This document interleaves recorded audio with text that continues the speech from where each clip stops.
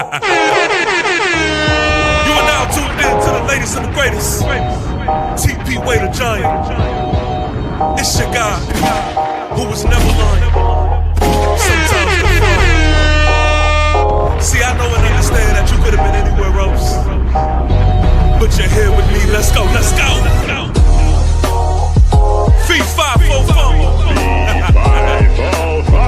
You know, it's a way of life, it's a lifestyle. It means we don't just talk like a giant, but we walk like a giant. You know, it's facts over feelings over here. This is where all the New York Giant soldiers congregate and have real conversations. Now let me make it clear. Viewer discretion is advised. The thoughts and opinions are not the thoughts and opinions of the New York Giants. Now before we kick this thing off, I need each and every one of you to make sure that you like this stream. And if you're new to this experience, especially if you are a New York Giants soldier, you gotta subscribe. Subscribe. Subscribe. Subscribe. Come on, man. Now, grab your favorite snack. Grab your favorite drink. And if you smoke, we'll go ahead and smoke something for me. And we about to kick this thing off. One more major announcement that I cannot afford to let you sleep is that if you visit the description of this video, then go ahead and do yourself a favor and cop some merch. Official like a referee's whistle. That's how we give it up. Now without further ado, I said without further ado, let's get this shit started. Feet, 5, 4, 4.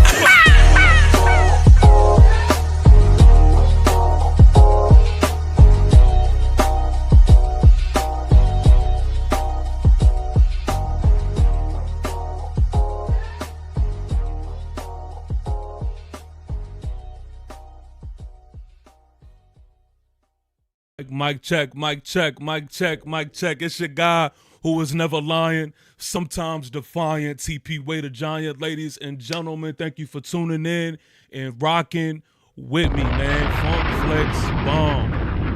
Set it off. Y'all already know how we give it up. It is the end of the season, at least for us. At least for us. We at Cancun. It is. This is the end of the season awards. I have some guests backstage, man, ready to join this conversation. And I need y'all to be engaged, man, in this comic section. Be engaged. I want your opinions and I want your votes. And I want y'all to go ahead and comment your answers for yourselves because we want to get to a conclusion and we want to get to these answers, man. So without further ado, gonna get our guests up here on the stage.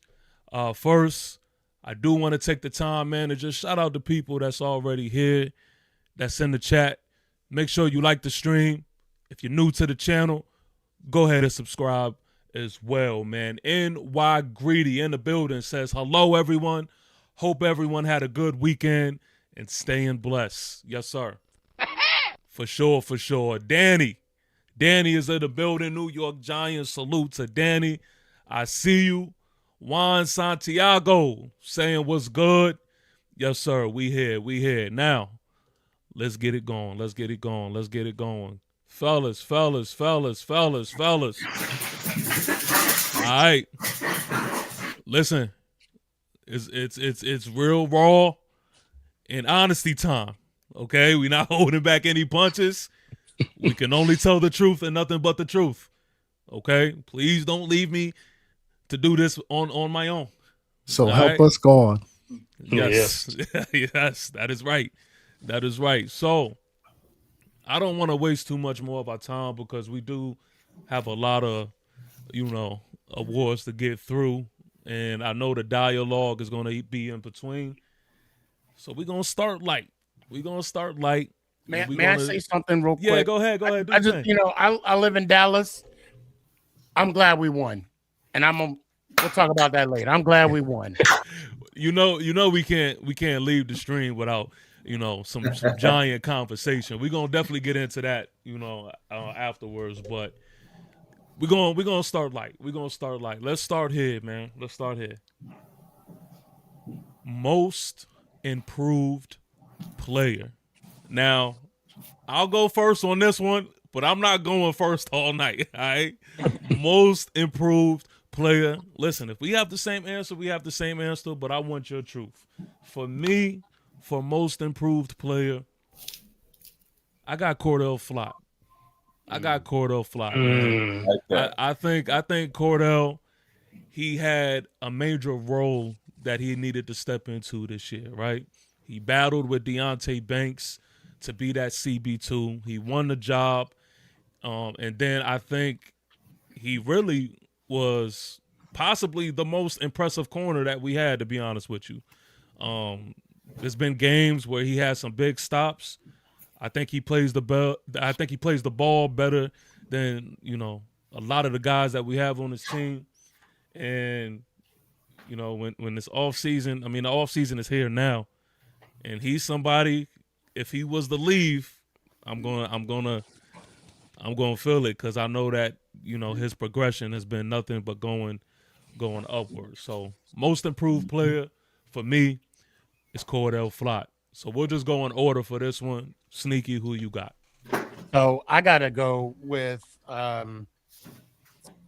gotta make mine plural. Most improved players. And I gotta give a shout out. See, you can only go once. See, you're trying to find the easy way out. You're trying to find the easy way out. It's easy. We got to recognize the offensive line and how they improved this year. I would even go as far as saying they're above average. They went from worst to above, in my opinion. I know Schmidt was in and out of it, and plus we were still shuffling parts. AT was getting hurt a couple times, in and out. But I would have to say the offensive line. By far to me. Okay, that's fair. That's fair. And if I had to do one player, I'll say Wandell. Yeah.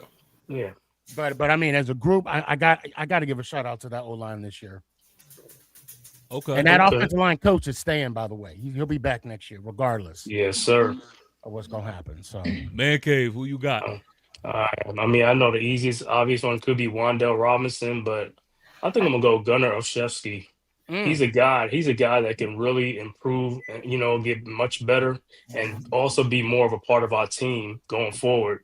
Not only as a kick returner, a punt returner, whatever you want, but also as a wide receiver, like a fourth option or a third option, somebody like that could get us first downs, because he's very, very reliable. And like I said, when he first came to our team, I just looked at him just a kick returner.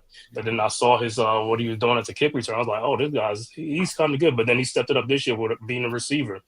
When we have receivers down, so that's somebody that we could be rely upon, and I look forward to him being on the team. So I'll give it to Gunnar. I like that. So I respect the answer, right? But my only thing is that I always felt like Gunnar O was there. Like I just feel like we haven't really utilized him. The opportunity, right? Yeah, like the opportunity wasn't there. Yeah. But he a veteran. Yeah, but I see what you're doing there. I respect it. All right, G, it's on you, man. For me, I would probably say JMS. I like what I've seen from him this year. Just with him, what is it, his second year, right? Dealing with different quarterbacks, in and out with different quarterbacks. And like Sneaky said, just the improvement as a whole with the O-line. But I definitely like what I've seen from JMS, him being probably the youngest guy on the line, and really also learning from the veterans, learning from the vets. I like what I've seen from him, and I'm definitely looking forward to seeing what he continues to do in the future with us. I like that one. I agree. I was just defending JMS the other day, man. They was trying to, trash him and all. I'm like, man, nah, yo, I don't think y'all been seeing the growth, man. So, yeah, I respect it. All right, Smooth, it's on you. If I had to go with one, I'm going to go with Tyrone Tracy. I mean, back-to-back 1K all-purpose yards, coming from a wide receiver out of college into a running back, then getting drafted as a running back into the NFL. You know how hard that position is to go from college to the pros. So to put together 2 1K seasons, I think that's a hell of an improvement from 1 year to 1-2. Be that consistent, because that's what's hard to be in the NFL is consistent. So I'm gonna go with Tyrone Tracy.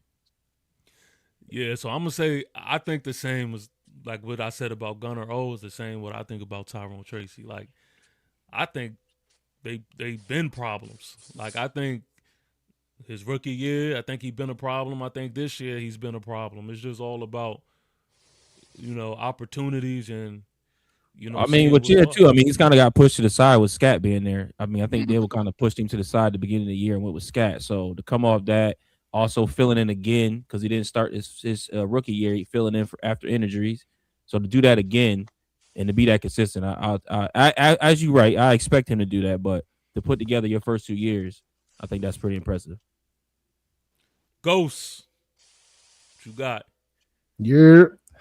Yeah, man.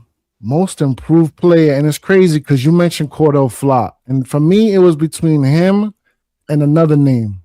However, I really appreciate consistency, you know what I mean, and effort and just heart, man. And for me, it's got to be Drew Phillips, bro, aka Mi Hijo. Because I remember when he got drafted, people was like, "Who is this dude? He's like scrawny." And I looked at some game tape of him in college and all that, and I was like, "Nah, man, it's something about this kid. The way he throws himself around with his body, he's physical. He plays, he wraps up good." And it's just continued on further into his his sophomore campaign for me. So I mean, it's easy, bro, and it's crazy too because it's so apropos that our pass defense was ranked 22nd at one point, and his number is 22. So like, he was one of the bright spots on this defense, period, especially in that secondary. So for me, consistency, something to look forward to in the future, going forward for sure. Drew Phillips, Drew the Dog Phillips. Because that's what he is. He's a dog. That's my guy. I'm gonna say this. Drew Phillips is my guy, man. Drew Phillips is my guy. But I think, if anything, I think he's declined. I think he's declined more than he's inclined. Because, for one, I was such a fan on what he's done his first year. And then he has spurts in games. Like, I know off bat, the Charger game, I feel like, I mean, if people don't realize that he's a big reason as to why we won that Charger game. Mm-hmm. But let me ask you a question though. Yeah, because I see where you're going with this. My question is this: could it be a situation where the scheme and he was being asked to do a lot played a part in that? For sure. Okay. For sure. I feel like he had a lot of penalties this year too. Or am I tripping? Nah, yeah, he had a couple, but he's physical, man. I appreciate it. It's just it comes with that territory, man. The same thing with Deonte Banks with his freshman year. Like, he was handsy, and they was getting on him about it. But that's a whole nother story, bro. Deonte. So, okay. I guess everybody else is not gonna disagree with that one. I guess y'all y'all agreeing with everybody tonight. Okay, I hear you. I hear y'all. All right. He's physical, and he's gonna cost us penalties. But I like his aggressiveness, and like you said, it Ghost Dog. I mean, he don't care about his body. Mm-hmm. He don't care. He wants to make that play. He got that dog in him. That's for sure. We can't take that away. Yeah, man. He got heart. I'm looking for heart in his team, bro. We need it, man. It's been a long time since we had it. He's had his ebbs and flows all year, bro. Just improve those ball skills, and we'd be all right with him. Yeah. Mm-hmm. All right. Last but not least, Born for Sports. It's on you. Sir. I'm trying not to be the obvious guy right here because I mean, all you guys have made great points, but I gotta go with what Smooth and Sneaky said because they kind of took my thunder. I was gonna say the same thing, and you know me, TP. I love what I saw from this O-line this year. You got to give them what they gave us. I mean, this has been an ongoing thing for a long time that we haven't gotten that together. And this year they improved dramatically. 4th in the league in pass block efficiency. You know, with 3 different quarterbacks. You know what I'm saying? So I definitely love Sneaky's answer there. And Smooth, Tyrone Tracy. And I agree, we got to expect these kind of years from him. But I go back to last year, he had 5 fumbles. He had 5 fumbles lost, and he only lost 1 this year. Right. And I think that's a big deal, and it was the last game, of course. But, hey, he stepped up when Scattergo went down, and he did a good job. You know what I'm saying? And I was impressed with the fact that he actually did better with ball security. And that's number one for me. Number one for me in running back is ball security. If you dropping that ball, I don't care how much you can burn 60 yards. I can't see you out there. So I got to go with those 2 answers. I love what these guys said, man. You know what? Smooth, I'll take it back. Y'all are right. Y'all are 100% right. I forgot about the whole ball security aspect of it, because that's definitely what pissed me off about Tyrone Tracy last year. We were killing him for that last year. Sure. I mean, on top of that, to give 2 1K back-to-back, not starting at the beginning of the year, picking up after somebody got injured, and still do that for another year. I mean, that kid's talented, man. And I want to see him be the 1-2 punch with Scat, man. We need to see him in here. Yeah. We got something with him. And I was actually worried about him early in the season when Scatterbo was healthy getting in. I was like, man, that shoulder thing he dealt with early, he was kind of running soft to me. But you know what? He stepped up when we needed him, and he had a real solid season. So I definitely like what I saw there. From the clouds to the ground, the Raider Rundown is in the chat. My guy saying what up, man. Shout out to the Raider Rundown, super dope Las Vegas Raider content creator, man. I know your off season's gonna be pretty busy, man. Y'all let go of Pete Carroll earlier today, so we not the only ones in search of a new head coach. And we took care of our end of the bargain, and y'all have the number 1 draft pick as well. So yeah, man, shout out to the Raider Rundown. Tyson Hamlin says, Sneaky, my boys, how y'all doing? He also agrees with me. Says he got Cordell Flott. Yeah, shout out to Tyson. He also says, I know he struggled at the start, but what about Javon Holland? He started playing really well. Yeah, yeah. I'm not sure. That's a rough one. I'm sorry. Well, I mean, he was all right in the beginning, but then when he came off the injury, that's where he was more of a liability. Yeah. At the beginning of the season, I mean, our DBs was flying all over the field. Yeah. Mm-hmm.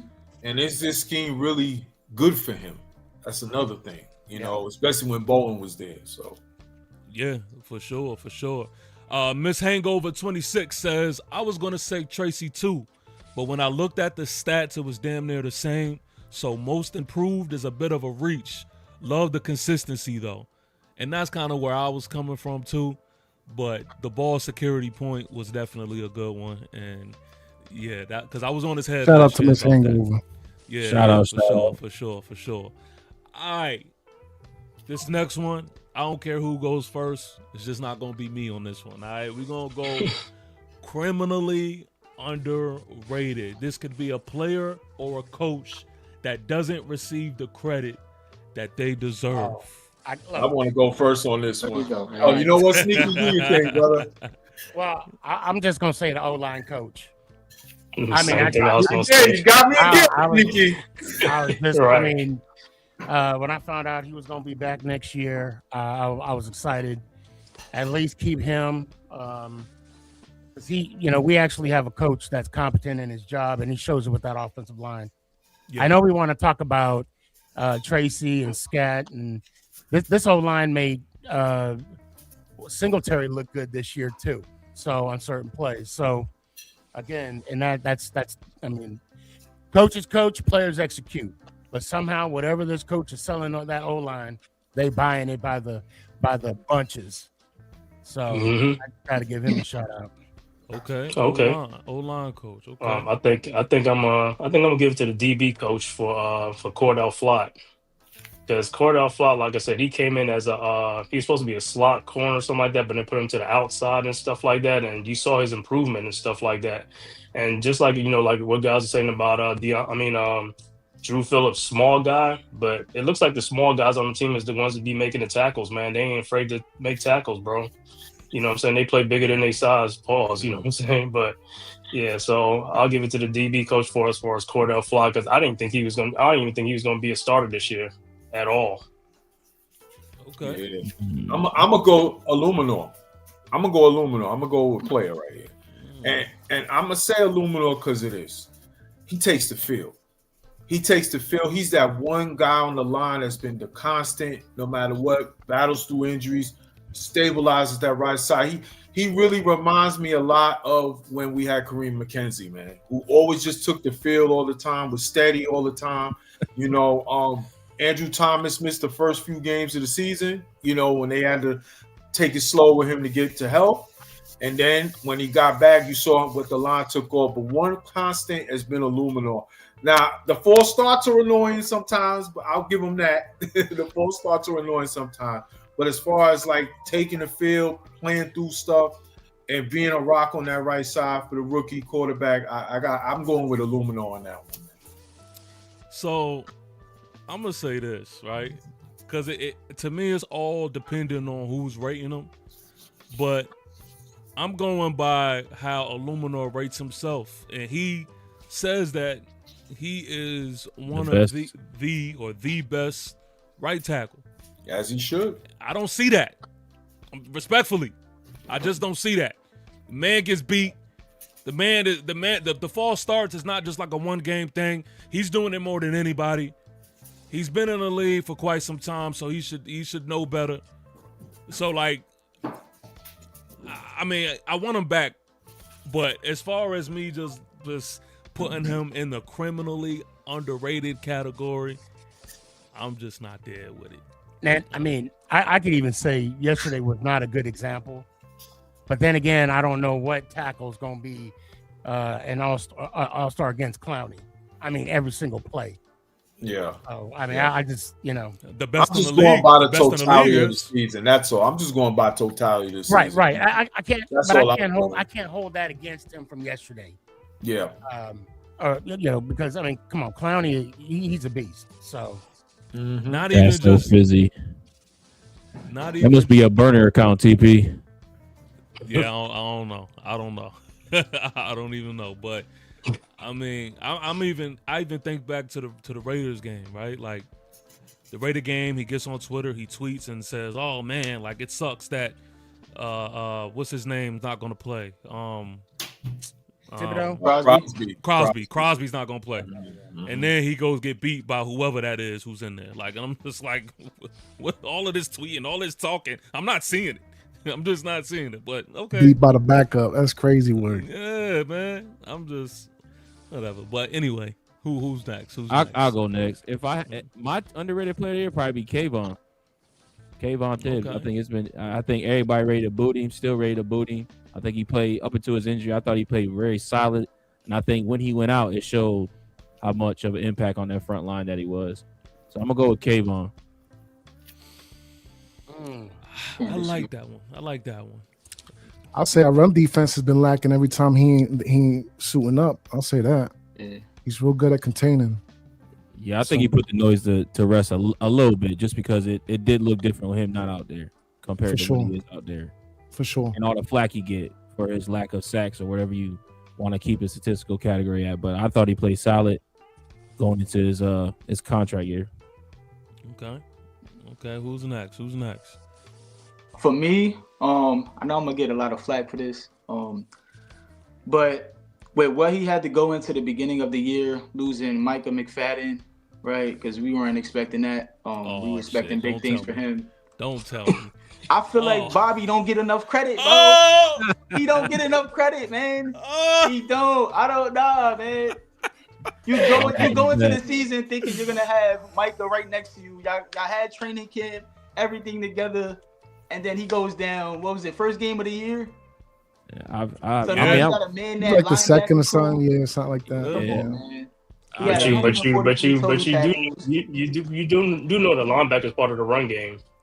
Yeah, They supposed to plug in the gaps, and because he's not plugging the gaps. Doesn't he lead the league in tackles? He's like top 5 in tackles this year again. Like that, don't get fooled by that stat. Yeah, and that's what's crazy. Right. It don't mean nothing because the run defense was terrible. listen, like I said, I know I'm gonna get a lot of flack for that because the run defense was terrible. But I mean, what can you do? And from what I've seen the last probably 3-4 games of the season, he picked it up. He started turning up a little bit. Now, granted, it was against the damn Raiders and whoever was on the Cowboys playing damn near janitors. Hey, a pick is a pick. Don't diminish it. A pick is a pick.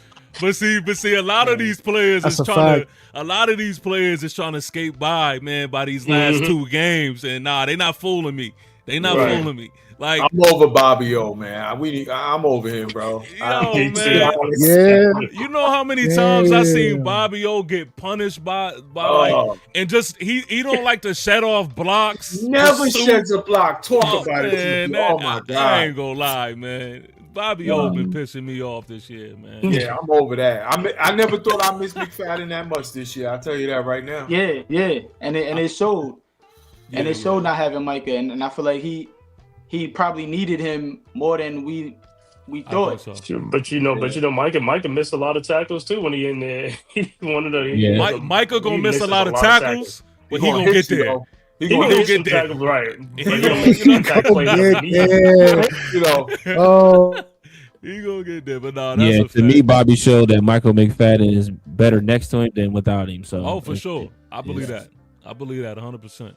100%. By the way, I just want to circle back real quick on Illuminor. He only gave up 4 sacks all year and 593 blocking snaps. So, like I said, I just wanted to let that be known. Totality.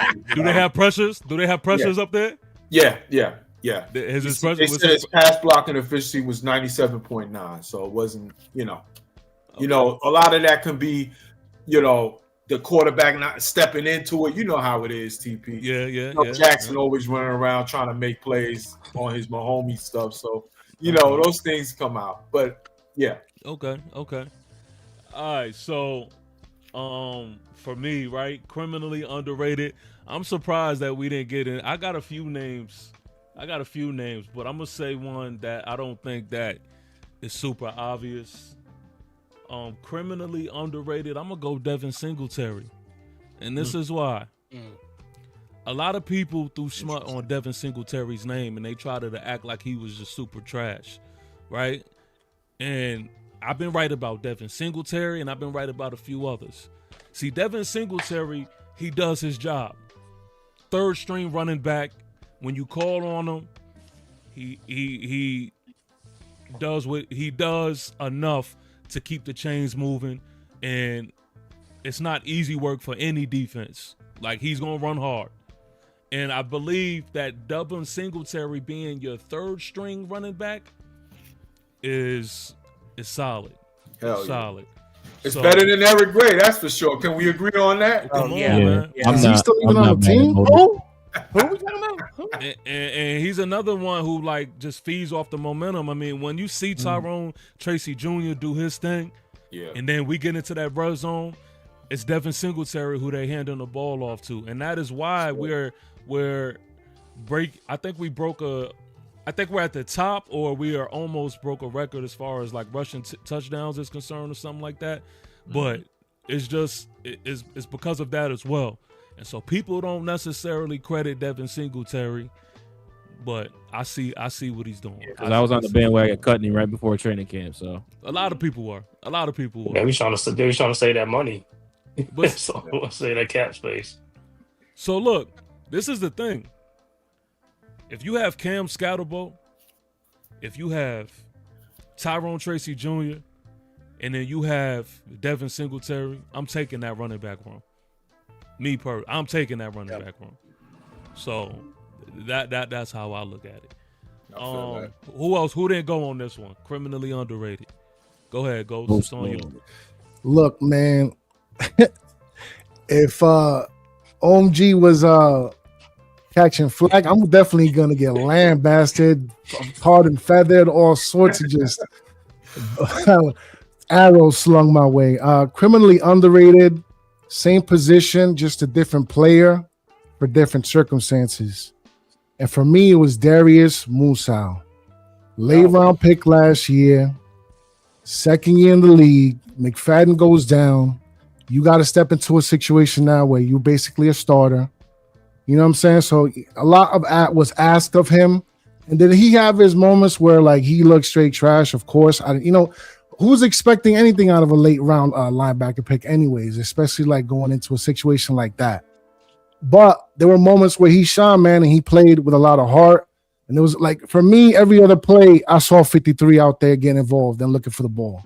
And I look for stuff like that. I'm a big heart person, you know what I mean? So when I see a player like him playing out there with heart, trying to prove his case, you know what I mean? I'm a pull for him, bro. You know what I mean? So for me, criminally underrated, I think it's Darius Musa for sure. He's not big, he's not fast, but he's a real good instinctual player. I just think he needs to either pick a lane, either get your weight up, young man, or get your speed up. Because you got the talent is there mental wise, like right, for, so and everything else. Am I gonna be the only one who says something about this? I'm gonna say this. Hey, we're here for conversations. Let's have the conversation. I'm gonna say this because of Darius Musa, Bobby Carey, Michael McFadden. That's the reason why we got to upgrade the linebacker core. Correct. That's the perfect reason why, because these are D and C rated players, bro. We needed some A and B rated players on this team. Bingo. Yeah, let me explain this. The bar is low. The bar is low. Make no mistake. And when we get this new guy, real quick, and when we get this new dude this year, because there will be a new linebacker stepping into this building, I promise you this. He's gonna have to play for a spot. Hopefully, he could be like a locker room like continuity glue kind of guy. I'm not expecting him to be no superstar for sure. He definitely was criminal, but he wasn't underrated. Yeah. Well, yo, pun intended. This is the thing.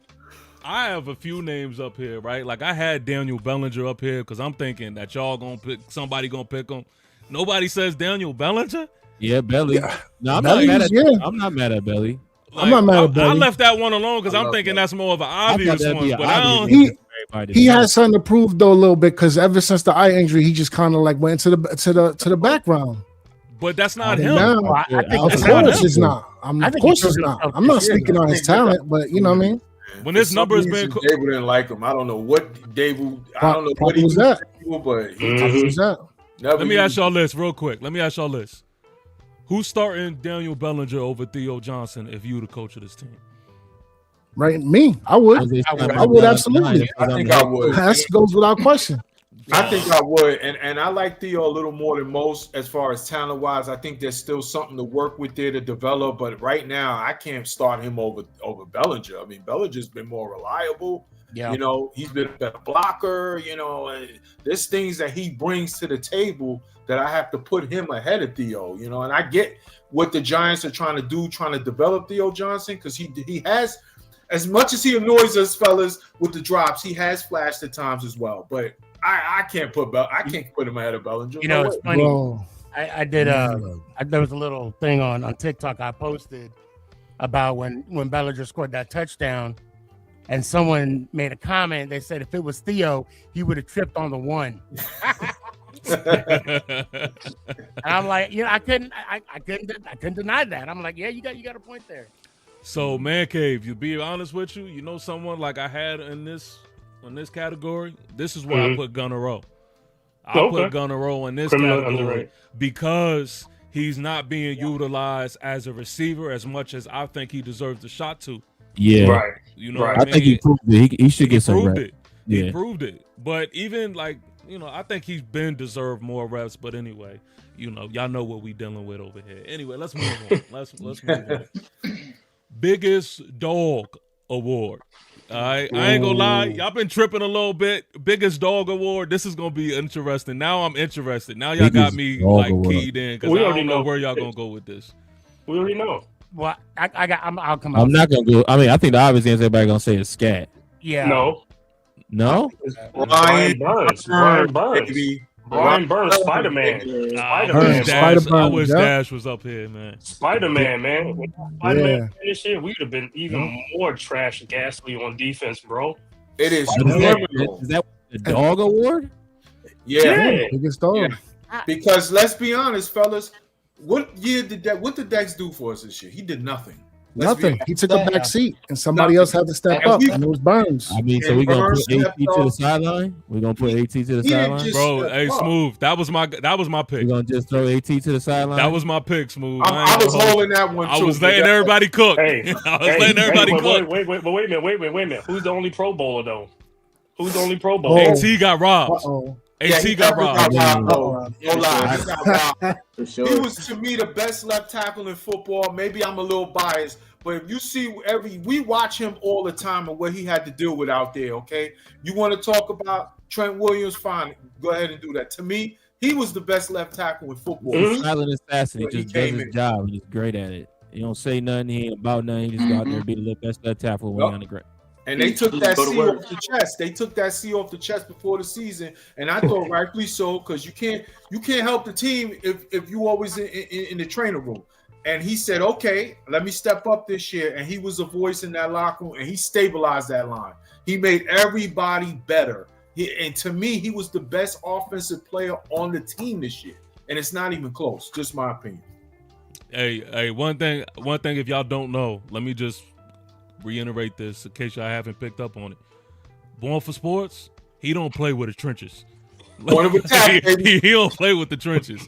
So if y'all sleeping on the trenches, he gonna make sure y'all woke. But Sneak, I didn't hear you. Who'd you got for the biggest? Look, I'm gonna stick with Phillips.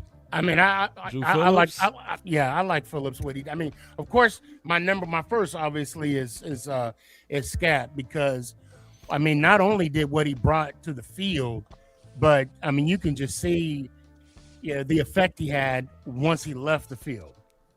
And I mean, Scat is like a CTE in the making.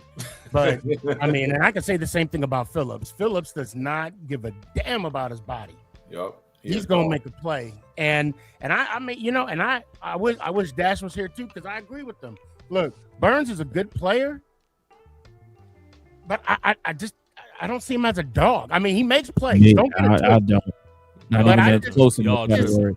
I just can't. A dog? You talking about a dog? He's a dog, man. And that's just. I mean, and I'm not going to speak for Dash. I don't want to get confused with dog and talented player, because those are two different right. things. You're right.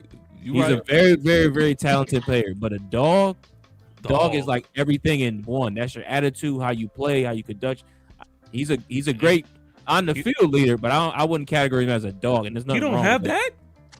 Wait, You think he'll? I don't know where you can see that at. Bro, I just don't get it. How you look at Burns and you don't see a dog? Like, I mean, I think we're saying dog because he's a sacks. Like, what are we saying? I just how he approaches the game. Okay, all right. I thought everybody was going off because he just had I remember before the season. I remember before the season started in training camp, and they were talking to Brian Burns, and they said, "Hey, you had an okay last year in your first year as a Giant. What do you want to improve on?" And he said it. He said, "I want to be more dependable. I want to have it to where I'm affecting the game.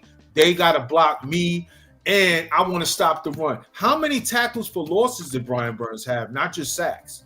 Okay, he's out there getting worked in them trenches, and he's getting it, making it happen. And again, I go back to with Dex. Dex didn't do much for us all year. We expected we had this year from Burns from Dex, and we didn't get that. But he stepped up, and it's criminal that this man is not going to be a candidate for Defensive Player of the Year because he was that good this year. It's criminal because of the way the season went with the win-loss record. Because if we had at least an average season, he would be up there. The only thing is Burns would receive a lot more attention if Garrett wasn't doing what he was doing. Yeah. You know, that's right. I mean, Garrett, he broke the sack record. So Garrett left Earth this season, so yeah, for sure. But for sure. And I don't never want to hear if we ever get into a position where one of our players have that type of season on a losing team. I don't want to hear nothing about it, because Myles Garrett has done something on a losing team, and that's all they talk about is we can't give award to players who are on losing teams. Yeah. It took the season Myles Garrett had breaking that sack record, though. It shouldn't matter. You can't control that. My fault. Go ahead. I love Strahan's response when Garrett. Yeah, you seen that? He said, yeah, I mean, yeah, Myles Garrett, he broke the record with 17 games. I broke it with 16. So I think it should be like, to be honest, I I think it should be like that. I think in the record books, you should have there needs how many to weeks be an asterisk. Yeah. You can still be in the top 3. You can still have the record, but I still feel like it should be. Look at the Giant fans defending. Yo, look, but this is the thing. No, right? I think you're right. I think you're right? I think you're 100% right. I'm not even mad at you for that. But the only reason why, like, I wouldn't sign my name on the on the list to get that happening, it's because I'm still not over the fact that he's waving an eagle flag. So yeah, I'm glad your record is broken, buddy. Yeah, I'm not over that either. Like that, I'm still not over that. I'm sorry. Take a long time.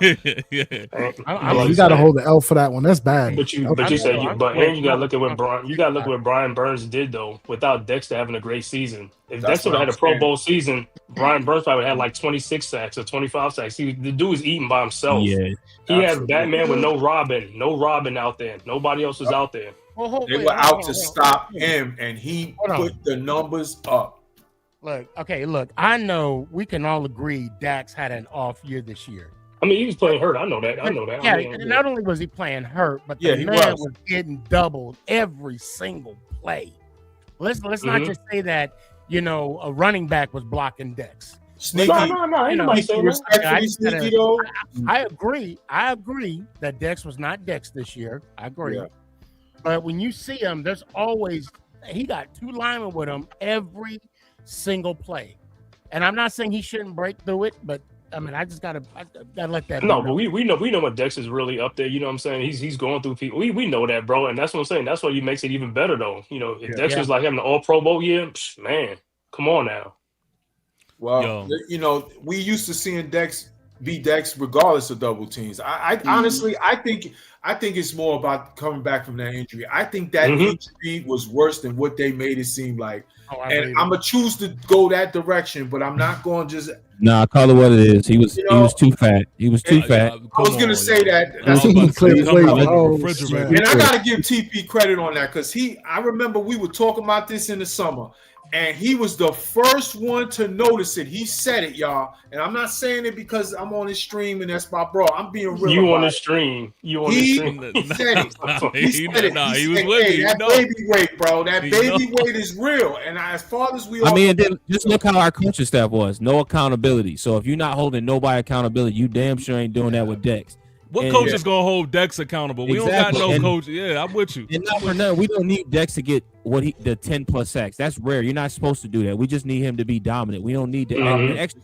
Icing on the cake was the sacks. D tackles are not supposed to do that. That's why Aaron Donald is considered one of the best players that ever lived on that position, but just not normal. But he definitely was fat. So this is iffy. See, look, man, this is when your credibility is in question right here, right? Because if you mean to tell me that Abdul Carter deserves to be on a dog list more than Brian Burns, you are tripping. Yeah, I can't do that. And I like Abdul Carter, but I'm not going there yet. No. Like, no, sir. If anything, Burns made Abdul Carter life a little easier. We could say that, but not above. No. You're a pressure guy. You're a pressure guy. I'm not a pressure guy. I don't care, but this is not a stat to me. The most pressures in the league, no, sir. That results to nothing. It results to nothing for us. Well, what you tell me what that got us? Having the most pressures. Are you resulting that? Because I think you're basing that off of wins and losses, not what it does to a quarterback. If you just hyper focus on that, both. I mean, these quarterbacks won't disrupted by no pressures. Back in the day, maybe. Yeah, guys were sitting in the pocket, but now everybody is used to that. Yeah, everybody outside the pocket now. Pressures count for sure, but sacks gotta matter too, man. You know what I mean? It's like having a hand in your face in basketball. Discount that. I think it's context to it. I think it's the kind of pressures you're getting. If you're just getting pressures to flush the quarterback out and he runs for 20 yards, that's not really pressure to me. Right. I look at pressures like, are you disrupting the play? Are you making him uncomfortable? Are you leading a guy into getting sacked or throwing an incompletion? That's kind of where I'm at with that. There's context to those things, man. All right. this one is gonna be real interesting now, man. It just seems like the more and more layers we peel back, man. y'all never are failing to surprise me here, man. Best play award. Your favorite play of the season. Best play award. I'll take this one. Me might go first. I'm gonna take it. I'm gonna take Jameis Winston in Detroit. That was fire, no doubt. That was fire. I ain't gonna lie. I respect it. Anybody else got a different one? Hey, I mean, it's an unpopular opinion, but I'm gonna take Russell Wilson in Dallas early in the season. Man cave, get out my notes, bro. Get out my notes, man. Yeah, that's word. That was mine, yo. Yeah. Hold on, best bank a single game performance or play like in the whole season. Best play award. So like your favorite play throughout the whole season. Your favorite play. Gotcha. Yeah. I mean, come on, For man. me, I mean that pick six against Philly. For me, I was gonna say that. That one got me hyped. That was my favorite. Say that again. The pick six at MetLife against for Philly. Yeah, to basically clinch the game. I mean, to me, that was beautiful. Icing on the cake. For me, it was the same game. Just when Scatterbo ran over Cooper DeJean. What's his name is? Zach Bond. Yeah, when he just Zach Bond. Zach Bond. Yeah. He just trucked him into the end zone like, get up off me, boy. Yo, man. What's wrong with you? He took a Dory Jackson's man card that game. Yeah, yes he did. That whole game was a highlight. Real talk. Yeah, I think I forgot all about that one. So that's a very good one. But to be honest with you, there's one that we not talking about, and I'm gonna show y'all right here. There's one that we just absolutely forgot. It's this one right here. Today we gonna level up. Hell yeah, level up. Yeah, that was my favorite one, right? That was my because that led to the ESPN right there. That's why it's got to be the play of the game right there. But all right, smell like butterflies. I just got some on. Smell like butterflies. Let's move on to. Let's start here with Best Hands Award. Best hands. Oh, Darius Slayton, baby. I'm the only one. Oh, my bad. I'm gonna be honest with you. I was kind of stuck on this one, y'all. I ain't gonna lie. I was a little stuck, but I'm gonna let y'all. So okay, I got to give an honorable mentions though, and no, not to Slayton. I got to give an honorable mentions to Hodgins because he. But why is he an honorable mention? Why he not a pick? Well, I mean, because to me, I got to give it to Wan'Dale. Wan'Dale showed me something this year.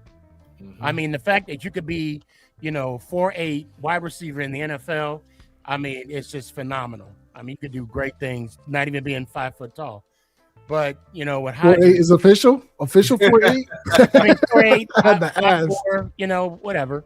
But no, Hodgins, I was a Hodgins guy for a minute. I still don't understand why he was underutilized the last 2 seasons, but ironically, once Dable leaves, he comes back and he performs. I mean, shocker. But but yeah, that's for me. That's honorable mentions. But yeah, I'm gonna stick with Wan'Dale.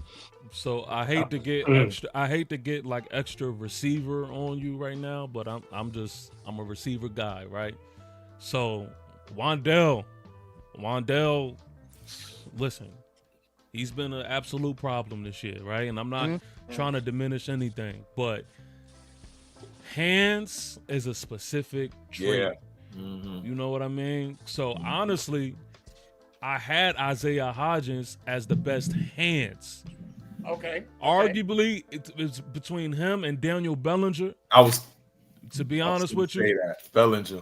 But when I'm speaking about hands, I'm really speaking about someone who has shown us that they are capable of making these catches, more likely to have drops, clean catching. Like that's kind of the realm of where I'm at. But yeah, I mean, I can't knock it too much because Wan'Dale. I mean, look, at the end of the day, he's the 1K. He's 1K Dell. So Listen, Cajun Beach, who was it's whatever you was, whatever. Listen, you ain't gonna call me out my name and then expect to be up here. I don't even respond to stuff like this. I just time you out. So keep it respectful, and then we all good. That's it. You feel me, dog? Yeah, I think for me, I think I'm gonna say Scatterbo. He made some tough catches during the season, though. You know, before he got hurt, like in traffic and stuff like that. He got some reliable hands, bro. I gotta say, for a running back. I like Tyrone Tracy, former receiver. He's another one. He's been very reliable in that pass game ever since especially after Scatterbo went down. We've seen look at against the Raiders, he caught a touchdown back of the end zone on a deep pass. You know, yesterday and against Dallas, he caught one. Very reliable hands. I'm gonna go with Tyrone Tracy. I was gonna go Bellinger, but you know what, TP shouted him out. So yeah, I'm gonna go Tracy. I'm gonna do that. Yo, but do y'all see how sad this is though? Like when we, I don't even know what to say. I'm gonna be honest with you. I don't even know what I don't even know where to pick. You ain't even listen to receivers because it ain't 18. I'll tell you that it's not 18. I'm gonna say Waddell just by default because he got the 1K. Yeah. Wandell made a lot of catches. Default. What's up, Dash? So look, this should be more of an easier one for us. Butterfinger Awards. Butterfinger Awards, the complete opposite. Take your pick. Start with that one. Theo Johnson. Theo Johnson. Sports got Theo. And Slayton. You know what? I'm gonna change my pick. It's got to be Slayton. I seen him drop too many passes and and touchdowns. Too much time in the league over Theo. It's time. Yeah, because Theo's had his moments where he's made drops and drive us crazy, but he's made plays. I'm gonna be real with y'all. I haven't seen Darius Slayton. I can't remember him making not one play this year that I can remember or say thank you for making that play. Why? Come on, yo. We disrespecting him out, yo. Darius Slayton. This year, TP. This year. But this year he has made plays, man. Well, can you remember? Please tell me. All right, so my mind, brother. So this last game, he had a decent game, right? But he really had a touchdown, but the ref stepped in the way. That was a BS call. Yeah, I would agree. That was a and then call. I will go back to the Eagles week where he had a similar one, a big touchdown where we lost this game, but this would have been huge. But the refs late ass flag, and the reason we know it's bad because even the next day we were memes. It was memes on how bad the refs were. Okay, and that was one of the plays. So it's just like I mean, but out of how many games he played, that's all we got, bro. Like no, but I'm with you. I'm not arguing. I agree that he deserves to be mentioned in this category. But I just don't want to. It's a two-man race. Yeah. Between Theo and Slayton, that's a fact. Well, let me ask y'all this though. I know we're talking about Butterfingers, but if we just watch a receiver that don't know the plays, and I'm alluding to Hyatt. Hyatt. It's not like it hit his hands. It's just he's not where he's supposed to be. I mean. Because he can't get there. He runs lazy routes. I wanted Hyatt to do so well this year. You know how bad I wanted to retweet that clip of the draft. You know how bad I wanted that. He's just ass. I mean, we can support him. Hyatt. It just ain't. Like one wise man once said, "With the sun don't shine, the sun just don't shine, man." Like forever. He just runs lazy routes, and you know what? He's gonna be a guy. I think that if he goes to the right situation, he's gonna do well somewhere else. You kind of have that feeling that Oh, like Ingram, like Evan, where he's at now. Yeah. That's a perfect example, Sneaky. Perfect example. But that starts with his attitude and his willingness to work. Though he could go somewhere else and have the same attitude. He got to change his outlook. Agreed. So weird. He the coach's son too. So like that's like way off for somebody like that. That's wild. Somebody got to take him under the wing and Joe Biden got a son. You see how that worked out. Shout out Dash in the chat. I see you, Dash. Another one is Best Single Game Performance Award. Name the player in the game where a player has had the most impressive performance. I may sound like a broken record tonight. Scatterboo against Philadelphia 19 carries, 98 yards, 3 tutties. Yeah. I mean, and again, he took Adoree Jackson's man card while going into the end zone. Single game performance, right, TP? Best single game performance? Yeah, best single game performance. Yup. I think that's where I was supposed to say Russ at, right? Cowboys hey, game. Hey, look. Why not? I want to shout. Yo, first of all, man, I want to shout out. one. I want to shout out Man Cave and Frank White because I thought that I was going to get cooked for this for what you just said. Shout out to y'all, man, because mine is definitely Russell Wilson versus the Cowboys, man. Right. That's a fact. 450 yards, 3 tutties. I know Giant fans don't want to hear anything Russ, but I can't deny that game right there, man. Yeah. We just want to talk about that That last. was a tremendous performance, man. It's a shame it got taken away from him with the Shane Bowen with 14 seconds. Don't even get me started. Don't even get me started. Yeah. Anybody else got a different one? We got Scatterbo and we got. I'm gonna go Jameis against the Lions. You know, I love that performance. I think he had a tremendous game. You know, look at the numbers: 18 to 36, 366 yards, 2 touchdown passes, quarter touchdown, as was mentioned early in the show. I think that was one of the most greatest performances I've seen a Giant quarterback have in a long time. And it was fun. And even though they lost the game, but he gave us a chance to compete, man. And he balled his ass off. I'm going to go Jameis versus the Lions, y'all. Yeah, wasn't that the same game that Wandell had a great first half in that game against the Lions? Yup. Good catch there, man, Cave. He caught a deep pass in the first quarter, and you knew that was it a flea flicker? I believe it was a flea flicker, if I remember correctly. Yeah, it was a flea flicker. Yeah. That was a tremendous game by Winston, and Wandell balled in that game, man. And I know you wanted to say something. What was you? I would say Jackson Dart's performance against the Broncos, just him being the rookie quarterback, right out of my mouth. Mile high. That game was just insane, and then to be losing, for him to still, you know, come back after winning, and it was just a crazy game. That's probably the one game I really wish we would have won, because I feel like that game would have changed everything. That changed season, but the whole season. His performance in that game really showed me he is our quarterback. Now listen, I don't want y'all to get at me for this, right? I knew this was coming. I don't want y'all to get at me for this. I know. Anytime I mention Jackson Dart, it's, you know, but do you deduct any points for how he ended the game though?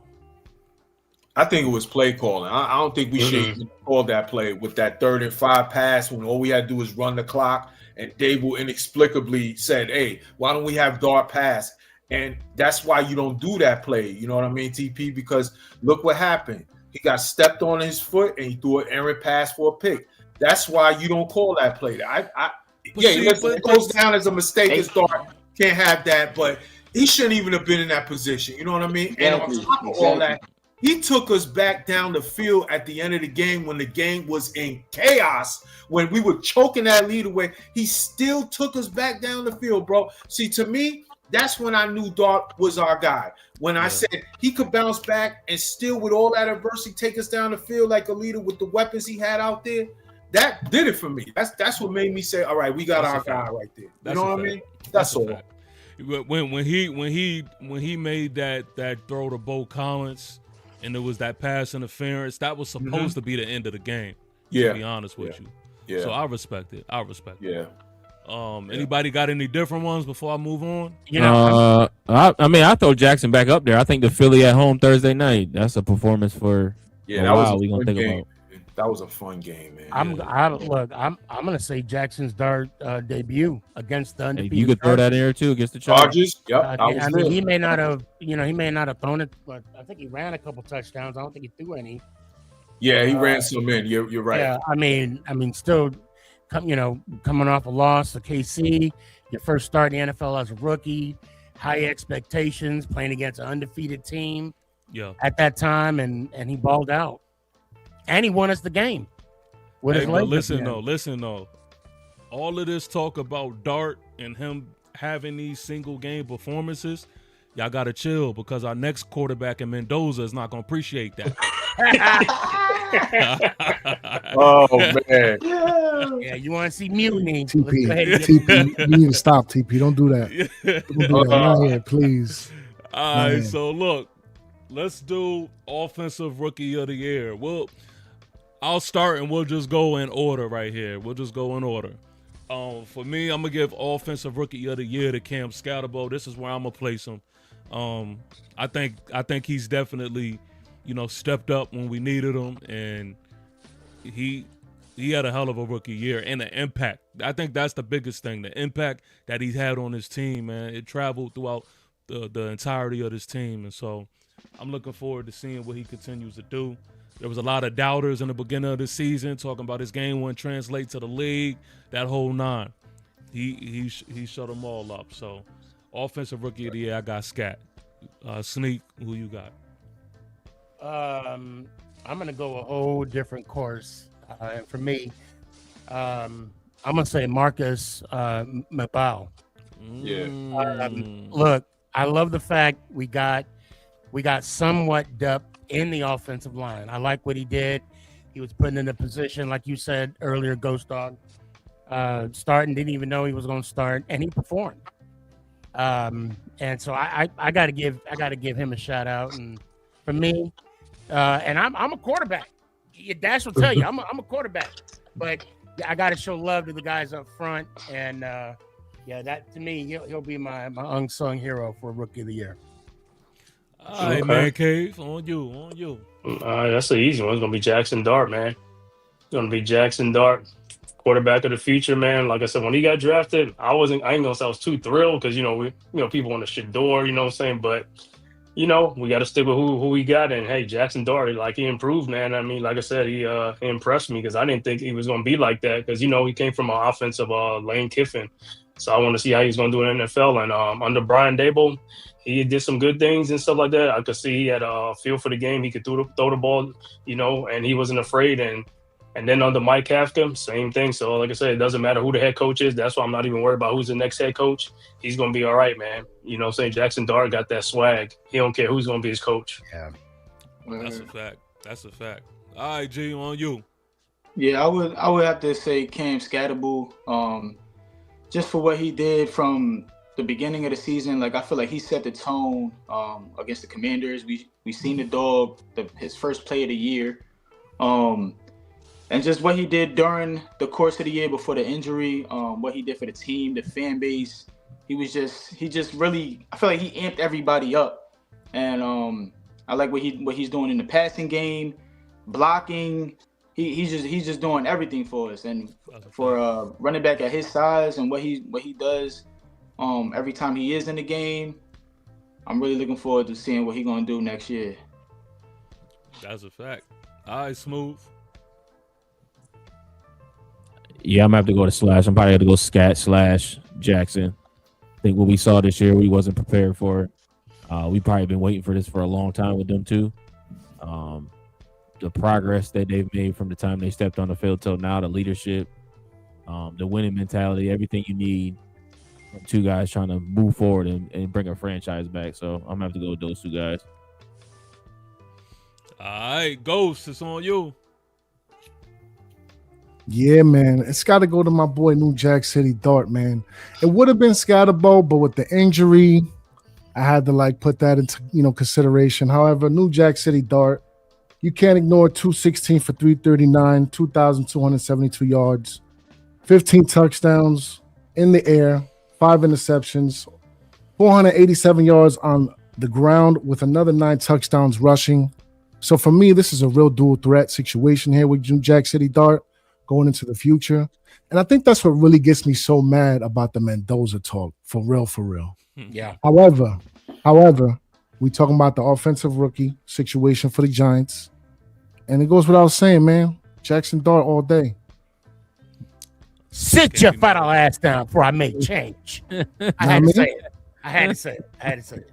And I wasn't referring to you, Ghost. I just had, when you say New Jack City, that's a good one. Yes, sir.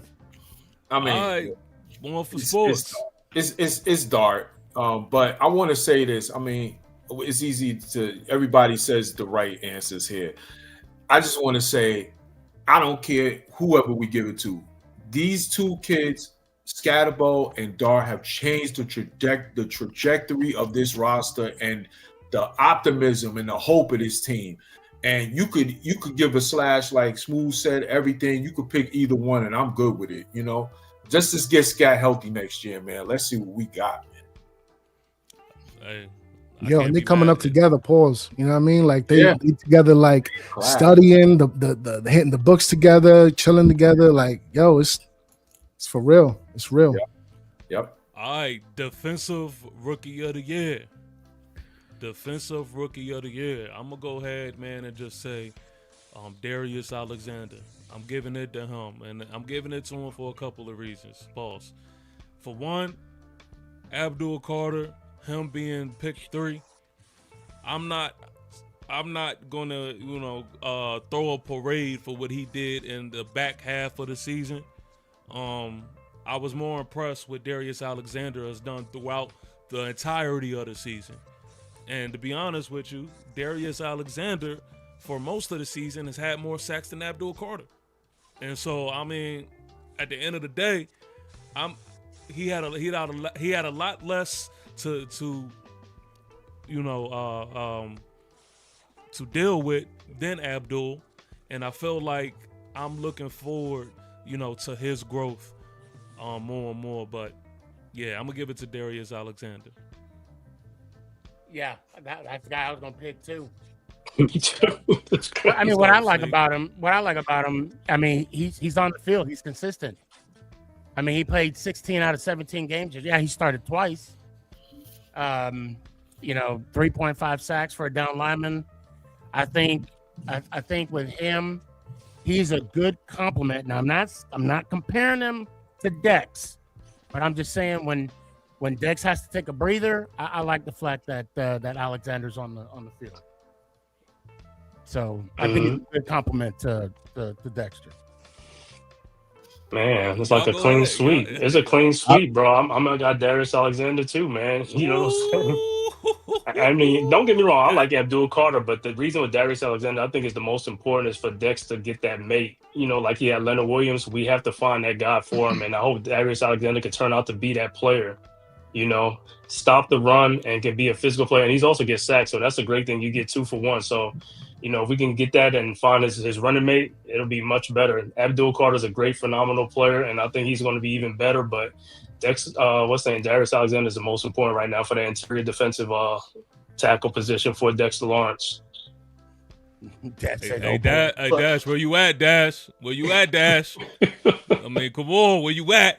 Hey, I would say for this category, I think this is where the pressure count is really the main thing for Abdul to win this award for me. Now, obviously, like you said, this is not a 4-game season, so what he did in the 4 games is cool and whatever. He does got to work on that consistency, right? But like I said, the pressure is him being able to get to the quarterback. Now, I know before you was talking about the referees as far as Darius Slayton, his catches and stuff, but there were a few sacks where Abdul got a few flags and the sacks was wiped off the board. Let's not forget that. But come on, man, y'all tripping. I'm going Abdul Carter, bro. Going Abdul. Hey, you know why Abdul Carter deserves this award? Because he was the guy that took a touchdown off the board. When Who was it? No, the Holland. Got the pick six. Get Abdul the fuck up out of here. Abdul pissed me off. He had a fingernail on the line of scrimmage. Come on now. You need to let off the kid. I get it. But you want some No, man. What we a 3-win team? Like 4-win, whatever. Like I'm pissed, bro. Like I ain't gonna give nobody nothing. I get it, bro. I get it. I get the high expectations with him being the pick that he was at. So I get that 100%. Yeah, I'm going Abdul, bro. All right, Smooth. I'm not mad at. I mean, it ain't much we can go from off the rookie for our team, but I'm not mad at Darius. But because I've been Abdul's harder crit, I'll be the Abdul guy. I say he'll get it from me. I mean, throughout all the nonsense, I'll take his back half of the season because that's what we're gonna see more often than we're gonna see at the front half of the season. I'll chalk a lot of it up. I know TV hates when I say this, the rookie shit. He's going through his rookie phase right now, And then I think it was big at the end of the Dallas game Sunday. He got up in front of the locker room, in front of the mirror, pretty much apologized to the whole team, told him he wasn't doing what he was supposed to be doing. But I'll take Abdul because I think his upside will come a lot faster than Darius, even though I think Darius has a great upside too. Oh, I didn't know about the speech. I need to watch this. I'm a little behind because at work I can't be on my phone, but I'm gonna check out that speech afterwards. So Ghost and Born for Sports. Do y'all have a different take? Who y'all got? No, I got Abdul. I got Abdul, but I like Darius Alexander as well. It's like I want to say this. I have Abdul Carter basically because of what he has brought from the beginning with the pressures, and he got better as the season going on. No excuses for the immaturity crap he had early in the season, but it looked like there was some self-correction there. They were talking about it late in the season.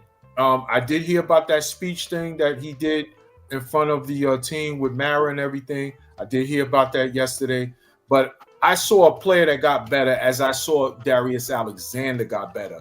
I feel good about both of these guys' future going forward. And I got to be real. I think the sky's the limit for Abdul Carter if he really wants to be great. That's just the way I look at it. It's up to him, and it's up to the Giant defense and the coaching staff to get the right scheme to take advantage of that. There was improvement from Abdul and Alexander, so I am good with both. I will give it to Abdul Carter. I got a question for y'all. Mm-hmm. Would you rather have 50 pressures or 15 sacks? That's not fair. Come on, man. That's not fair. Why is that not fair? Not fair.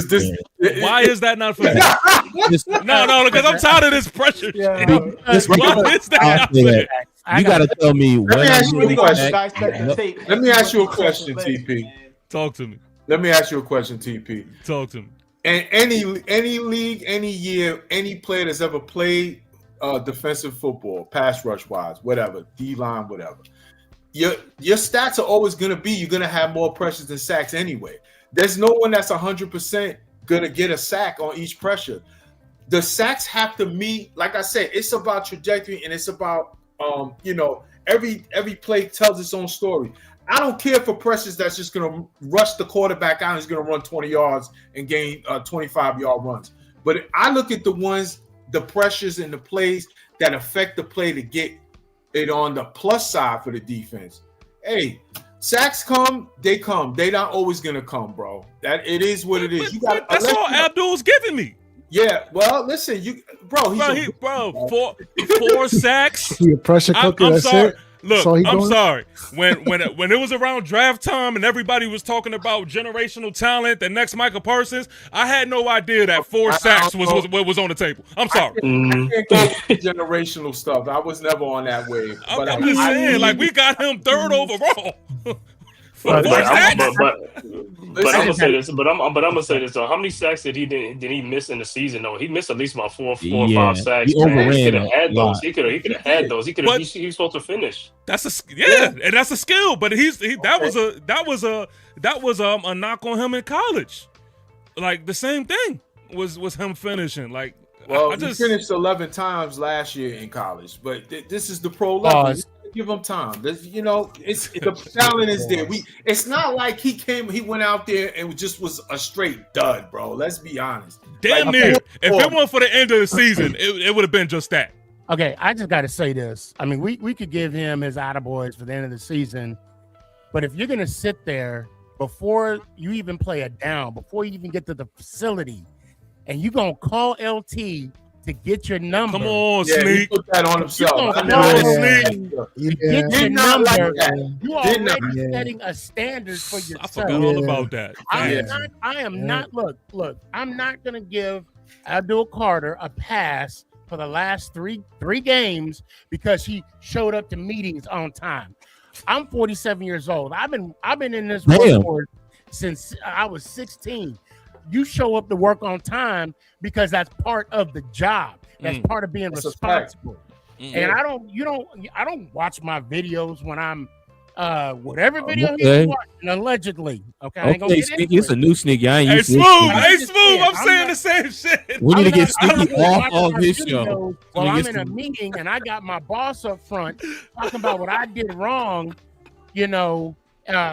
production wise or produce. No, I'm sitting there paying attention and I'm writing notes because I want to be that CEO that came years before me.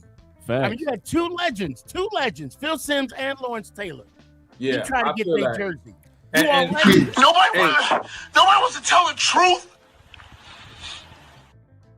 Fact. Listen, when you ask for someone's jersey, you setting the precedence, setting the tone. Setting the tone. Yes, and I said it when he did that BS. I didn't like that at all. I was like, no, don't do that. Don't touch the leg. Don't touch the goat. Don't touch none of that. Don't touch the money with that. Was never a fan, and I killed Abdul Carter for the immaturity stuff that came out. But what I'm trying to do is I'm just trying to separate that away from what I see a trajectory of what the player he can become. I'm not going to act like I didn't see improvement during the season. That's just my take. And because I'm judging every player like that on this roster. We won 4 games. There's not much we can do but judge trajectory. You know what I'm saying? So no one's happy. And I could even say this too. We could say that Shane Bowen didn't know what he was doing when he had the talent that he had. Yeah. I mean, that could be a discussion too. But we can give him the attaboys. I'm not saying let's give him the attaboys, but when you want that LT number, come on now. Yeah. There's a precedent. There's a standard. Imagine if LT would have went through with it and he ends up with 4 sacks. You think my God. Said, yo, I need my number back. Yo, you know how hot I would have been. Yo, oh man, you gotta rip it off. You gotta rip it off his back. We would be here 3 games in talking about give it back. Give his number back to LT. And you know what? Thank you, Sneaky G, man. Real talk, because I was flip flopping real quick between Darius Slayton and Abdul Carter. After what I just heard, yeah, I'm gonna have to give it to Darius Alexander. I'm sorry, you absolutely right, bro. For being number 3 overall, talking that hot shit or talking to a legend about unretiring his number like that, thinking you sweet like neighbors. Nah, man, stop it. And I got a problem with even neighbors doing it. And what's his name? Don't even got the pedigree or like, you know what I mean, the pedestal that a LT has. Right. You feel me? So absolutely, man. 100%. Darius Alexander. I feel everybody what they saying, but I'll just say I'm not giving up on the kid. That's all I'm saying. No, we're not giving up on him. We're not giving up on him. And I'm glad he humbled. And you know what? I don't know. Real quick, I don't know if that that speech wasn't in front of like the team. Yeah, they said which I mentioned. Team and John Mara too. That's what they said. I didn't see any video of it, but that's what they said. Yeah. Well, I saw something when they was interviewing post game. And I really appreciate it. I like what he said, man. I saw maturity from what he said in that interview. That's all I'm saying. In the locker room. Like, all right, now hold on. I got to hear what Smooth guy said. Go ahead, Smooth. What you got? As far as Abdul? Yeah. I just want to know, am I getting any pushback from what? No, you can't walk into the building and think off the rip that you're supposed to be one of the greatest players to ever live, asking for a number of one of the greatest players, and then come up and then don't show up, and then you're not in meetings, you falling asleep, you're not doing doing your job. Let's forget about all the other shit. Just doing your job point. Right. But you also have to acknowledge that fact, but you also have to acknowledge the fact when a man gets up in the room in front of other men in his locker room and explain to himself that he didn't do what he was supposed to do this year. I gotta respect that too. Now, if I didn't get that, if we didn't get the turnaround, I think everything else we said keeps valid with the number 3 pick. And there's still no excuse. But you also got to think is to come in and get double-digit sacks is not easy. And it shouldn't be expected from a rookie. I don't care what. It's not double-digit sacks. Real quick, I'm talking about accountability. Could coaching have played a role in the accountability? Because you talked about earlier with that. Everybody ain't getting a coaching excuse. No. All I think I was going to say about the coaching is his habits he came into our facility was the same habits he had in Penn State. So it didn't change. Nobody changed. They just allowed it and moved him from one region to another. So it's still no excuse. You a grown man. You get paid for this. The coaches ain't gonna hold your hand. Do what you're supposed to do.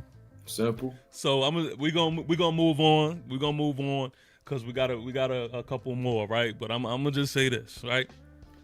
He just didn't earn my Defensive Rookie of the Year award. That's all I'm saying. If y'all want to give him cookies and flowers for speaking in front of the team, I'm all with that. But he just didn't earn my Defensive Rookie of the Year. I will co-sign off of that. That's just I ain't mad at it. I mean, we had a lot to think I think eventually he's going to deserve it. I think next year, I honestly do believe that it's going to be different talks about Abdul Carter. As far as this year is concerned, now he ain't earned it from me. What I'm hearing about the speech, he has to. Come on. He already set the standard. Come on. All right. Now, overall rookie of the year, which is why I specifically went Cam Scatterbo and Darius Alexander for defensive rookie of the year. But overall rookie of the year, this is where I'm going to give it to Jackson Dart, man. What y'all got? I got Jackson Dart too. Everybody got Dart. Yeah, I think Jackson Dart. I mean, what did he step into? He stepped into a team that was needing hope. We thought Russ could hold it down for a little bit. He didn't, and he got in there and he showed that he is ready to take the man who was the leader to lead the franchise out of the doldrums. Hopefully we get what we need to get to help him out. But I'm going to have to go, fellas, by the way. I just want to say salute because I got to run. It was a pleasure coming on with everybody here. Sneaky, I've been wanting to get on a stream with you for a long time. Just never aligned because of my work schedule. So, this was fun with everybody here. Salute to everybody. Enough respect. Salute. All love, man. Sports, we're ready, man. Yes, sir. Y'all have a great night. Appreciate it, bro. Go Giants, baby. Yes, sir. Yes, sir. All right, so now we're going to flip the coin just a little bit for these before we move, I got to say this. Go ahead. Can we just give Dart some love yesterday for sliding and running out of bounds? That gotta be. I said that. Yes, I made a video about that because you damn sure wasn't gonna hear about it. Oh, he slid, and then he still. Not only did he slide, he got out of bounds a couple times too. Yeah, but it was just a better overall feel. Like you just kind of felt like, oh, he's gonna make it to the end of this game. Mm-hmm. Yeah. You know what I mean? Like you could just see, okay, he's actually playing smarter. Like, okay. I'm not really worried about him getting injured this game. As other times, it's just like every time I see him take off, I'm like, okay, how is this shit going in? Hold your breath, like. Yeah. But that's a fact. All right, so this is Defensive Trash Can Award. Thanks. This is the worst player performance on a defensive side of the ball. Smooth says Deonte Banks. I'm going to second that. Deonte Banks. My fault if I want to. The whole Giants secondary outside of Drew Phillips. Just throw it in the trash bin. Throw it in the trash bin. I just need them to stop having my kick returner at DB, man. Like, keep him at kick return. I'm cool with that. He salvaged his career. Outside of Waddell, hold on. Hold on. We didn't move up in the first round to draft a kick returner, bro. That's what he is. That's all he is right now. So then we wasted a pick in the first round for a kick returner. Is that what we doing now? We picking guys in the first round kick returners? That's what we did. Yeah. Unfortunately, that's exactly what happened. Unfortunately, maybe I'm lying here or just fibbing or just making it up as I go. But I hear that Deonte Banks is going to change his first name to Liability because that's what he is on the field. A liability. We go with the kicker room. The kicker room, trash. Oh my God! Yeah, the kick. Oh my God! Well, no. Oh, but we just. Well, this is defense. This defense. Yeah, it's defense. I guess that would be more considered. I didn't put a special teams, but let's move on to the offensive trash can award. Just throw it all goes in the same basket.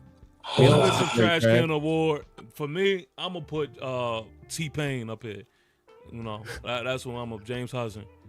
That's what I'm. No. Oh yeah. Yeah. Oh yeah. James Hudson. Yeah. Yeah, me crashing out. Yeah. He almost had 100 yards worth of penalties by himself. It was like 80-something yards. In that Dallas game. Oh, I forgot about that dude. Yeah. First Cowboys game. Yeah. Dallas. Yeah. I'm yelling. I'm in the dugout. I don't know if y'all ever been to Dallas, whatever. They got that little dugout by the bench. I'm yelling. You can watch it sometime, take him out. I'm like, Dable, take him out. He's killing us. I think I'm gonna just say Evan Neal, man. He didn't play this whole season, man. I really wanted to see him play at some point, guard or something, and he just never played the whole season. Don't know what happened. I wish I was on a Sneaky Show for this name. Jalen Hyatt. Throw him in there too. Just about to say. Yo, you want to know what's sad, right? Like all of these other categories, we kind of thought a little bit, whatever this and that. But you see, we get to the trash can award, Yeah. and we just got all these names that we could just throw out. Yeah, it's like, and all of them are fitting. I got a name for you. He's not in there, but he's like, you know how you got the trash can next to the counter where you line it up, getting ready to get thrown into the trash can. I got Theo Johnson right there. Absolutely. He's there. You talking about the paper is crumpled, but it's just sitting on a desk. It ain't. Yeah, it's just not there. I'm thinking about it. Like I might have to throw this in the trash. Dang. You know what I mean? So, overall trash can award. Overall, not it don't got to be defense or offense. It could be anything. For me personally, I'm putting Coach Brian Dable in the trash can. And put Shane Ball next to him, right there. You throw the whole coaching staff outside the O-line coach in the damn trash. That's a fact. I'm gonna put every kicker we had except for the last one that actually made an extra point. And eight out of 8 of field goals. Yeah, he cooked them all the way. Just because they took Darius Slayton out the trash, I'm putting his ass back in the trash. They went dumpster diving. Wow. He dusted them off too, shined them up, gave him the contract. Like, For me, I'm putting the whole Giants organization in the trash. The whole team from the top down. Hey, look, we can't even argue it. To be honest, only one who solidified is our Pro Bowler. That's the only one who solidified. But listen, this is the last one that I have on the docket, man. But I want to take the time to go around, and I would like for y'all to kind of explain whatever it is that your answer is. So this is the most disappointing loss this season. The most disappointing loss this season. I'll kick it off. For me, it was the Denver Bronco loss. That loss right there, I mean, it snatched every New York Giant fan's soul. Like, it was one thing to have the rough start, but we had life back in us at one point after that Eagle win, after the Charger, and then you have this Bronco week, and you know everybody's talking about they the big bad bullies and this defense, and we go into this game and we put belt to bare ass, cooking them. And we ready to talk shit to the Bronco fans that's been talking all that week, the whole 9.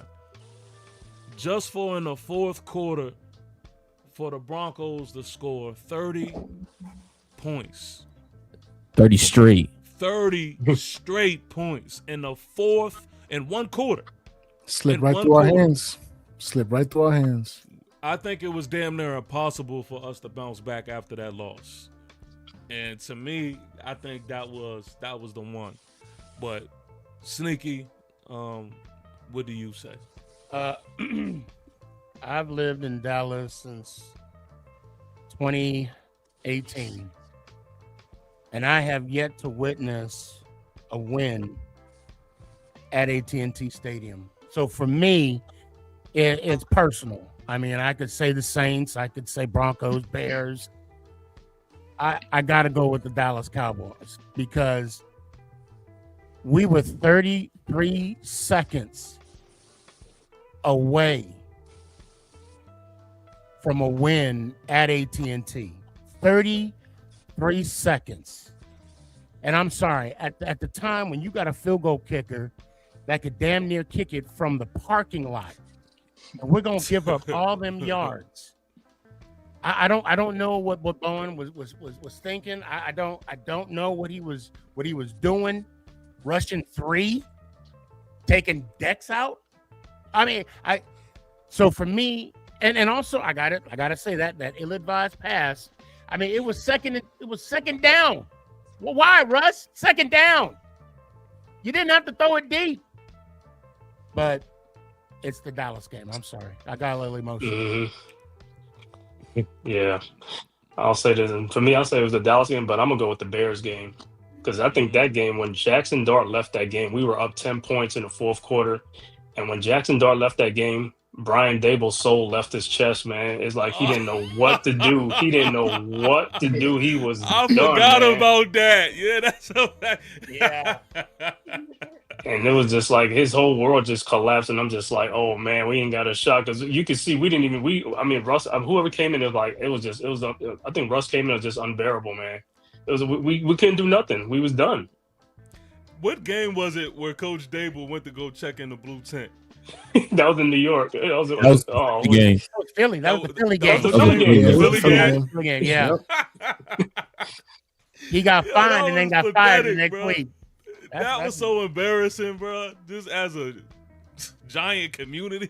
You know how many of my boys was they was clowning me for that Look. shit? It's a bad look. Oh man. I that's blame the terrible. doctor though, because you see the doctor go up to Dable and said, "Oh, he's fine," and that's when Dable started tripping. Was like, "Hey, I need him. Hurry up," you know. But had that doctor would have kept his mouth shut, we might not be laughing at him right now. All right, G, it's on you. Most disappointing loss for me was the Lions game. Just watching that game, like it was just so fun to watch from the beginning all the way up until the Jahmyr Gibbs touchdown. I wanted us to win that game so bad just because the way, just all of the moments, all of the Jameis Winston stuff, it was just a fun game. And because I like, towards the end of the season, I like to go back and rewatch a few games. Yeah. And it's like that's probably one of the games I'm gonna watch all the way up into the overtime. But like I really wanted us to win that game. So against the Lions, man. Yeah, that was another one. Man. Damn. Yo, we done lost tough ones, man. Smooth, it's on you. If I had to go with one, I'm gonna say the New Orleans game, and I'll say it for this reason: we just beat the Chargers. We win that New Orleans game. We feel ourselves because of Jackson Dart. Then we beat Philly. I think Denver goes a whole different way on a 3-game losing streak going into Denver, and I think that changes a lot as far as our coaching staff, our season, even possibly making the playoffs. But I think I would have to go to the New Orleans game just for that reason. I feel you. Yeah. What do they have in New Orleans? They call them beignets. Yeah. Yeah. Well, we had 5 turnovers. You know, because anyway, I gotta explain the joke. It ain't funny. My bad. All right, Ghost, on you. Oh man, it was a juggling act between that Cowboys game because, like Sneaky G, man, you wanted that W, and especially because look, man, that was a classic. Regardless of how this season went, that game, it's gonna look back upon and like, yo, that was a classic between like the rivalries concerned. However, like UTP way, man, that Denver Bronco game just, especially after the energy we had off of that belt to ass performance against a hated, and I mean hated, division rival. Whatever like flame we had as far as our hope was concerned going forward for the season was just snuffed right out, bro. It just was. And it's just the way we were losing to these close ass games, because it wasn't just Dallas, it was Denver, it was the Bears game, even the Detroit game. Like all these games is like, even though we were up in some of them, it was like at the end of the day, you just kind of knew. He was like, yeah, we're gonna lose this, bro. Some way, somehow, we just gonna lose it, and we did. So Denver for sure though is the one that stands out. I ain't gonna lie, Ghost. Yesterday when we was up, I had to bite my tongue a little bit. I was ready with like 30 seconds left in the I game. was ready Because had Milton came back and did something, I would have been flipping tables at my house. Yo, that Dallas game, I remember watching it with my family, and when Russ threw that deep ball to Leak, man, we all went so crazy. We all went crazy at the crib, and then just that feeling of just like, yo, we are back. Like it was that quick, just like, man, this is Giant football right here. This was a beautiful win versus Dallas. Like you can't. This is what you dream of as a kid, right? Like, oh, game-winning touchdown, goes it deep to like. It was all of that. And let's not forget, the week prior, we were against the Commanders. We didn't know what to do in the red zone. All we got was field goals. And here we are throwing TD passes. It was a straight shootout. Yeah, that in that Dallas game. that It was Dallas- crazy. that Back to Dallas- back touchdowns. It's crazy. That ruined. I ain't gonna lie, man. That Dallas game like ruined my night. Mhm. Like Oh. to the point The whole I couldn't day. even sleep good. Like, Malik put up the night at 10 seconds. He caught the ball in the end zone with Yeah. 10 Mm. seconds left. come on. Should have been and- curtains. Imagine walking out of the Yeah. stadium Oh and yeah. heading to your car. Oh man, that yeah. There's that's like a an tough one. alleyway where you got to walk to the light. I mean, we talk about the walk of shame, and all you hear is Cowboy fans, almost. Oh, man. At Jerry World, Sierra would have had to coddle me.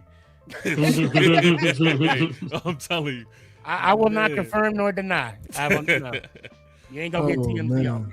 But listen, fellas, look, I appreciate y'all for rocking with me for the night, man, for sure. I was really adamant on getting this one together, man. I know this would have been a dope conversation to have, man, and just to get some laughs, man, through this dreadful last season. You know what I mean? But I appreciate y'all for lending me your time and being able for us to do this.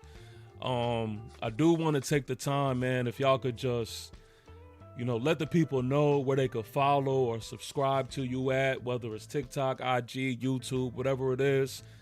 Any of your closing remarks, please, let the people know. So we'll just start in order, and Sneaky, it's on you. First off, TP, thank you so much, man. You've been showing me so much love. On Make It Count, the Sneaky G podcast, Tuesday, Thursday nights, 8 o'clock Dallas, Texas time. And it's an honor to return the favor. Ladies and gentlemen, please, if you can, try and find me. I'm all over the place. TikTok, Instagram, Facebook, MySpace. I'm everywhere. You could even Google me if you want, and I mean that very humbly. I just love the New York Football Giants, ride or die. Bottom line, in the theme, I'm a little jealous of TP's intro. I'm not just a fan. This is a way of life. I agree with that 110%. And I love having this giant community. I love having a G fam, and I hope someday we all can meet up and get fat and happy and break some bread together. I'd love to have that someday.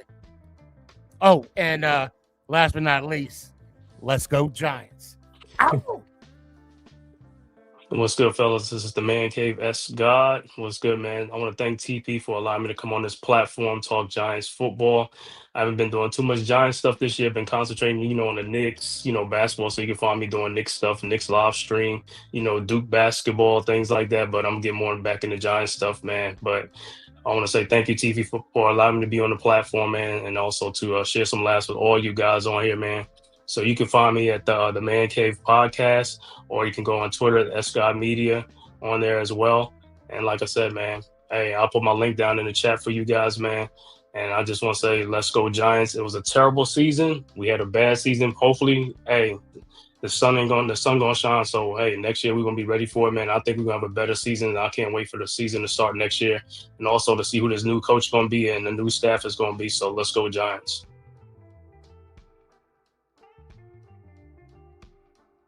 Yeah, thanks again, man. You know what it is, Ghost Talk.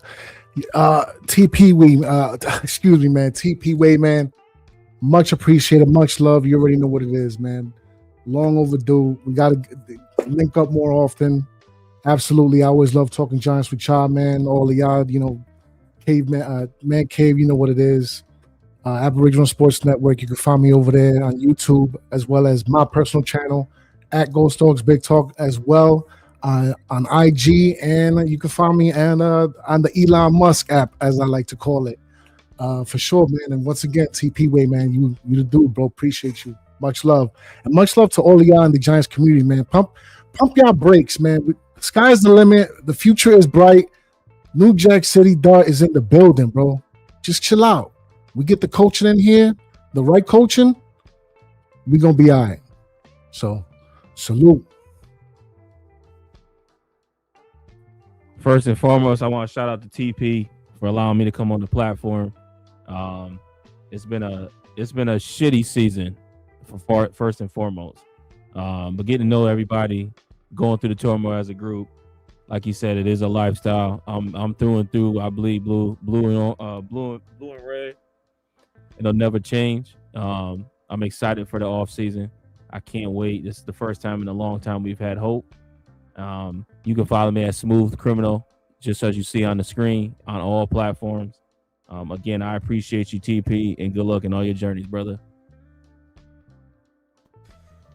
My guys, man, I appreciate y'all again.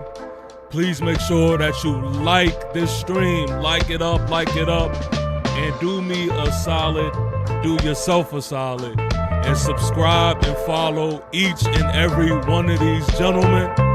It has been real. Thank y'all for rocking with us. V5 Fo Fum. Peace.